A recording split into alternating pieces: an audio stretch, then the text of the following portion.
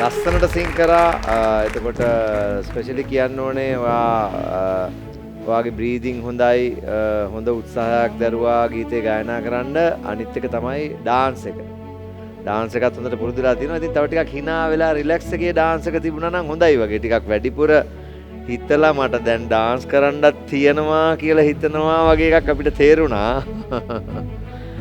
අනිත් එක මේ ගායන ශිල්පියෙක් ගායනා කරපු ගීතය මිල්ටන් මල්ලවාරච්චි. දැන් මේ අපි තුන්වෙනි වටයක්නේ අපි ආවේ. ඉතින් වට දෙකේදීම ලකුණු අතර හිටපු සෙනුමි එන්නම දියුණු වෙලා නේද? ඔව්.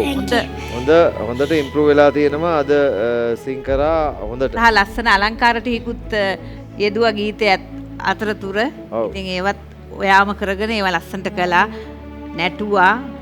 බොහොම රිලැක්ස්වට ගායනා කළා. ඉතින් මට හිතුණා හැබැයි නොකියා හැබැයි නොකියා නේද? හැබැයි නොකියා මොකද මේ අපි මේ තුන්වෙනි වට දෙකේම ලකුණු අතරේ හිටපු සෙනුමි අද දවසේ අපි කෙලින්ම ඊළඟ වටේට ආවා.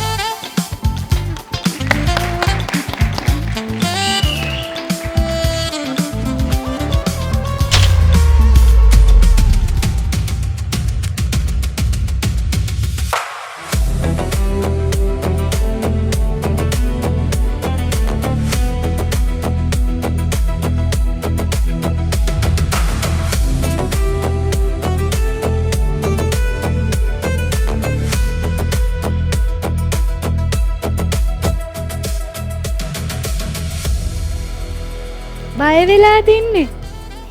හිතා ගන්න බැරි වුණා. සෙනමිට මොකක්ද උනේ කියලා මං අහුවා. සෙනමි බය වුණාද කියලා. පොඩ්ඩක් බය වෙලා වගේ. සෙනමි කියන්න මොන දැන් පළවෙනි ස්ටාර් පර්ෆෝමර්නේ. අද දවසේදීත් පළවෙනි ස්ටාර් පර්ෆෝමර් සහ මේ තරඟාවලියේ ඔයාලට පළවෙනි වතාවට තමයි බැජ් එක හම්බුනේ. මොකද හිතෙන්නේ? මට ගොඩක් සතුටුයි. හරියට මම හිතන්නේ මේ ගොඩක් ශාම් විදියට තමයි සතුටු වෙන්නේ සෙනමි. ඔය ඊළඟ පාරේට තායින් hina වෙන්න ඕනේ.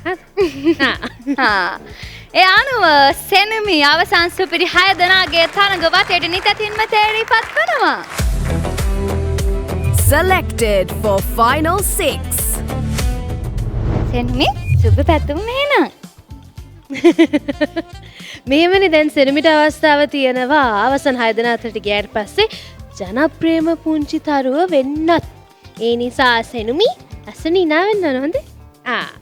දැන් ඉතින් තවත් තරඟකාරී සනුවි මොකද අද දවසේ දැන් තරඟකරුවෝ දෙන්නටයි අවස්ථාව තියෙන්නේ අවසන් සුපිරි 6 දෙනා අතරට තේරිපත් වෙන්න.